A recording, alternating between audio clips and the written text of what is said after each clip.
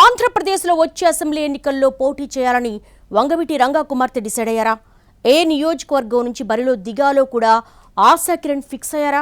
ఆమె పొలిటికల్ ఎంట్రీకి సంబంధించి తెర వెనుక జరుగుతున్న గ్రౌండ్ వర్క్ ఏంటి? ఎక్కడి నుంచి ఏ పార్టీ తరపున పోటీ చేయాలనుకుంటున్నారు? వంగవీటి మోహన్ రంగా వారసురాలిగా ఆశా కిరణ్ రాజకీయ ప్రవేశం గురించి చాలా రోజులుగా చర్చ నడుస్తోంది. కానీ అటువైపు నుంచి క్లారిటీ మాత్రం రాలేదు. కానీ స్పష్టత ఇచ్చే దిశలోనే అడుగులు పడుతున్నట్టుగా తెలుస్తోంది. అనుచరులు, రంగాభిమానులు తనను కలవడానికి వీలుగా త్వరలోనే ఒక ఆఫీస్ కూడా ప్రారంభించబోతున్నారట. బెజవాడ పాలిటిక్స్ మీద మొదటి నుంచి వంగవీటి కుటుంబ ముద్ర స్పష్టంగా ఉంది.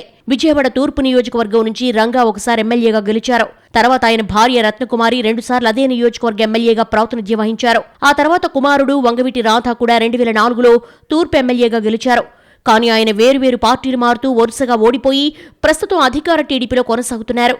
అదంతా ఒక ఎత్తైతే కొంతకాలంగా వంగవీటి రంగా కుమార్తె ఆశా కిరణ్ కూడా రాజకీయాల్లోకి వస్తారంటూ పెద్ద ఎత్తున చర్చలు నడుస్తున్నాయి. గత ఎన్నికల్లో ఆమె వైసీపీ తరపున పోటీ చేస్తారని ప్రచారం జరిగినా దూరంగానే ఉన్నారు.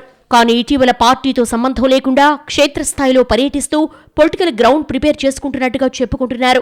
రాజకీయాల్లోకి రావడానికి ఇంకా సమయం ఉందని పైకి చెబుతున్నప్పటికీ తెర వెనుక ఆమె వర్గం చేస్తున్న అడుగులు మాత్రం ఇక ఎంతో సమయం లేదన్నట్టుగానే ఉన్నాయంటున్నారు పరిశీలకులు. 2024 ఎన్నికల్లోనే పోటీ చేయాలని అనుకున్నా అందుకు సంబంధించి కుటుంబంలో కొంతమేర అభిప్రాయ భేదాలు రావడంతోనే ఆగిపోయారన్న మాటలు సైతం వినిపిస్తున్నాయి. ఈ క్రమంలోనే ఎన్నికల తర్వాత నిరుటి నుంచి క్షేత్రస్థాయిలో పర్యటిస్తూ రంగా రాధా మిత్రమండలి సభ్యులను కలుస్తూ కొన్ని కార్యక్రమాలు నిర్వహిస్తున్నారామే. విశాఖలో సభ నిర్వహించడంతో పాటు విజయవాడ పరిసర ప్రాంతాల్లో కాపు వన సమారాధన కార్యక్రమాల్లో కూడా పాల్గొన్నారు. అప్పుడెప్పుడు పొలిటికల్ ఎంట్రీ మీద క్లారిటీ ఇవ్వలేదు. కానీ తాజాగా ఆమె విజయవాడ సెంట్రల్ నియోజకవర్గం మీద ఫోకస్ పెట్టినట్టుగా అంచనా వేస్తున్నాయి రాజకీయ వర్గాలు. ఈ నియోజకవర్గ పరిధిలోని గాంధీనగర్లో త్వరలోని ఆఫీస్ ప్రారంభించడానికి సిద్ధం చేసుకున్నారట.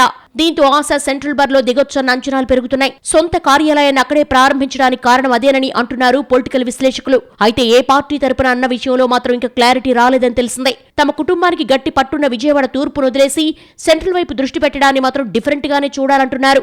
ఈ నెల 13న లేదా వచ్చే నెల 4న రంగా జయంతి సందర్భంగా ఆఫీస్ ప్రారంభించడానికి సన్నాహాలు జరుగుతున్నాయట. గతంలో సెంట్రల్ నుంచి ఆశా సోదరుడు వంగవీటి రాధ ప్రజారాజ్యం తరపున పోటీ చేసి ఓడిపోయారు. గత 2 ఎన్నికల నుంచి పోటీకి దూరంగా ఉన్నారాయన. ఈ పరిస్థితుల్లో రంగా వారసురాలిగా తాను పోటీకి దిగాలని ఆశ సిద్ధమవుతున్నట్టుగా తెలుస్తోంది. అయితే సెంట్రల్ నియోజకవర్గంలో ఆఫీస్ కోసం భవనాన్ని అద్దెకు తీసుకునే విషయంలో ఆమెకు ఇబ్బందులు ఎదురయ్యాయన్న ప్రచారం జరుగుతోంది. బిల్డింగ్ ను ఆమెకు అద్దెకి ఇవ్వకుండా అడ్డుకునే ప్రయత్నాలు చేశారనేది ఆశవర్గం ఆరోపణ. మరోవైపు పార్టీ విషయంలో క్లారిటీ రాకున్నా జనసేన, వైసీపీ టచ్ లో ఉన్నట్టుగా తెలుస్తోంది. ముందు నియోజకవర్గంలో కార్యాలయం తెరవడం ద్వారా పోటీకి తాను సిద్ధమన్న సంకేతాలు పంపాలి అనుకుంటున్నట్టుగా తెలుస్తోంది. అయితే దీనిపై ఆమె సోదరుడు రాధ ఎలా స్పందిస్తారన్నది ప్రస్తుతం ఆసక్తిగా మారింది.